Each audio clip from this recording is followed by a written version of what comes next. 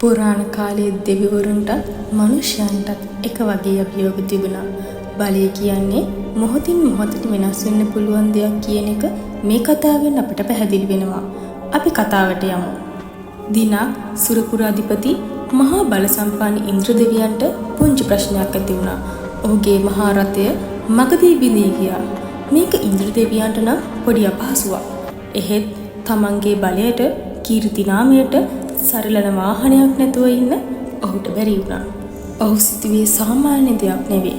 විශ්වයේ තියෙන ප්‍රබලම අසමසම සත්වයා තමන්ගේ වාහනය කරගන්නයි ඔහුට අවශ්‍ය වුණේ. ඔහුගේ මනසට ආවේ කවුරුන් ගැනද දන්නවද? අයිරාවණ ගැනයි. කිරිසවුර කලඹන වෙලාවේ පහළ වුණු අසමසම ශක්තියක් තියෙන හිස් තුනක් සහිත මහා හස්ති රාජයා වන අයිරාවණ ඔහුට මතක් වුණේ. අයිරාවණ කියන්නේ සාමාන්‍ය හස්තියෙක් නෙවෙයි. ඔහුගේ ශක්තිය අතිමහත්. ඔහුගේ සෑම හිසකටම අසීමිත බලයක් තිබුණා. එක් හිසකින් සුළඟ පාලනය කරන්නත්, තවත් හිසකින් ගින්න පාලනය කරන්නත්, අනෙක් හිසෙන් පොළොව කම්පා කරන්නත් ඔහුට පුළුවන් වුණා. හිතන්නකෝ එක් සත්වයකට මෙච්චර බලයක්. ඒක විතරක් නෙවෙයි. අයිරාවණගේ ශරීරයේ වටා දිව්‍යමය ආලෝකයක් විහිදුවා සතුරන්ව අන්ධ කරවන්න ඔහුට පුළුවන් වුණා. ඔහුට අවශ්‍ය මොහොතක පියාසර කරන්නත්, සෑම තැනකටම ඉතා වේගයෙන් ගමන් කරන්නත් හැකි වුණා. මේ සියලු බලයන් නිසා අයිරාවණ කියන්නේ දේවතාවන්ටත් අසුරයන්ටත් අභියෝගයක් වුණ සතෙක්. ඒ වගේම ඔහු ඊටාම බුද්ධිමත්. ඔහුගේ හදවත පිරලා තිබුණේ පිරිසිදුභාවයෙන් සහ දේවභක්තියෙන්. ඉන්ද්‍රදෙවියෝ අයිරාවණව සොයාගෙන ගිහින් ඔහුගේ ශක්තිය පරීක්ෂා කළා. මේ පරීක්ෂා කිරීම ලේසි වුණේ නැහැ. ඉන්ද්‍රදෙවියෝ අයිරාවණට විවිධ අභියෝග ඉදිරිපත් කළා. සමහර අභියෝග මගින් ඔහුගේ ශාරීරික ශක්තියත්, තවත් අභියෝග මගින් ඔහුගේ බුද්ධියත් පරීක්ෂා කළා. අයිරාවණ ඒ හැම අභියෝගයකටම ජයගත්තා. ඔහුගේ ශක්තිය, අලංකාරය සහ විශ්වාසවන්ත භාවය දක්වලා ඉන්ද්‍රදෙවිය වශී වුණා. අයිරාවණම තමන්ගේ වාහනය කරගෙන සුරපුරට ආවා. එදා ඉඳන් අයිරාවණ හස්තිය ඉන්ද්‍රදෙවියන්ගේ විශ්වාසතම සගයා වුණා. ඔවුන් දෙදෙනාම එකට එක්ව බොහෝ දේව කාර්යයන් ඉටු කළා. අයිරාවණගේ පිහිටෙන් ඉන්ද්‍රදෙවියන්ගේ බලය තවත් වැඩි වුණා. අයිරාවණ නැති ඉන්ද්‍රදෙවියන් ගැන සිතන්නවත් බැරි තරමට ඔවුන් දෙදෙනාගේ බැඳීම ශක්තිමත් වුණා. මේ කතාවේ හැරුම් ලක්ෂය එන්නේ දැන් තමයි. කාලය ගෙවිලා ගියා. ලංකාපුරයේ රාවණා රජු ලෝපුරා තමන්ගේ බලය පතුරවන්නට පටන් ගත්තා. රාවණා කියන්නේ මහා බල සම්පන්න උගතෙක් වගේම දක්ෂ පාලකයෙක්. ඔහුගේ අරමුණෝනේ විශ්වයේ අනසක පතුරවන්නයි. ඔහු කිසිම දෙවි කෙනෙකුටවත් මිනිසෙකුටවත් යටත් වුණේ නැහැ. රාවණා රජු ඉන්ද්‍රදෙවියන් සමග සටන් කරන්න ගිය වෙලාවේ ඔහුට හමු වුණේ ඉන්ද්‍රදෙවියන්ගේ රථයේ විදියට හිටපු අයිරාවණයි. මේ සටන සාමාන්‍ය සටනක් වුණේ නැහැ.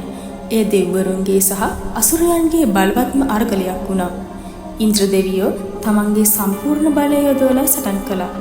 අයිරාවණ තමන්ගේ ස්වාමියා වෙනුවෙන් උපරිම කැපවීමෙන් සටනට මුහුණ දුන්නා. ඔහුගේ හිස තුනේ බලය, පියාසර කිරීමේ හැකියාව, දිව්‍යමය ආලෝකය මේ හැම දෙයකම රාවණාට එරෙහිව යොදාගත්තා. රාවණා කියන්නේ සාමාන්‍ය සතුටෙක් නෙවෙයි. ඔහුගේ මහා බලය, යුද උපක්‍රම සහ අතිදක්ෂතාවය ඉදිරියේ ඉන්ද්‍රදෙවියන්ට අයිරාවණවත් ඔරොත්තු දුන්නේ නැහැ. රාවණාගේ බලයට මුහුණ දෙන්න තරම් බලයක් අයිරාවණට තිබුණේ නැහැ. ඔහු සටන් කළේ මහා වීරත්වයකින් උනත් රාවණාගේ අරමුණ සහ බලය ඊට වඩා වැඩි වුණා. අවසානයේදී ඉන්ද්‍රදෙවියන්ව පරාද කළ රාවණා අයිරාවණම තමන්ගේ සන්තකයට ගත්තා. මේ සිදුවීමෙන් සුරපුරම කම්පා වුණා. ඉන්ද්‍රදෙවියන්ගේ බලවත්ම වාහනය, ඔහුගේ විශ්වාසවන්තම සගයා අයිරාවණව අහිමි වීම මහා පාඩුවක් වුණා. එතෙන් පටන් අයිරාවණ හස්තිය රාවණා රජුගේ වාහනය බාටපත් වුණා. අයිරාවණගේ බලය රාවණාගේ ශක්තිය තවත් වැඩි කළා. රාවණා අයිරාවණගේ හිස් තුනට විවිධ බලයන් දුන්නා. එක් හිසක් මගින් සුළඟ පාලනය කරන්නත්, අනෙක් හිසෙන් විවිධ මන්ත්‍ර ජප කරන්නත්, අනිත් හිසෙන් සතුරන්ව පරාජය කරන්නත් ඔහුට හැකි වුණා. මේ බලයන් රාවණගේ අරමුණ වෙනුවෙන් යොදාගත්තා. අයිරාවණගේ අසීමිත ශක්තිය නිසා රාවණාට විශ්වයේ ඕනෑම තැනකට යන්නත්, ඕනෑම සතුටුක පරාජය කරන්නත් පුළුවන් වුණා. රාවණා අයිරාවණව භාවිතා කළේ තමන්ගේ අධිරාජ්‍ය තවත් ශක්තිමත් කරගන්නයි. ඔහු අයිරාවණගේ බලය උපරිමයෙන් ප්‍රයෝජනයට ගත්තා.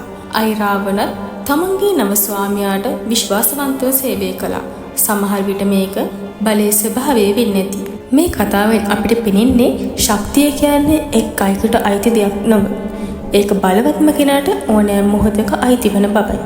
ඉන්ද්‍ර දෙවියන්ගෙන් රාවණා රජුට හිමි වූ මේ අයිරාවණ හස්තියාගේ කතාව ඇත්තෙන් පුදුම හිතෙන කතාවක් නේද? බලය සහ ආධිපත්‍යය වෙනුවෙන් සිදු වූ මේ මහා අරගලයත් පුරාණ ලෝකයේ තිබූ තරඟකාරීත්වය අපිට හොඳින් පෙන්눔 කරනවා.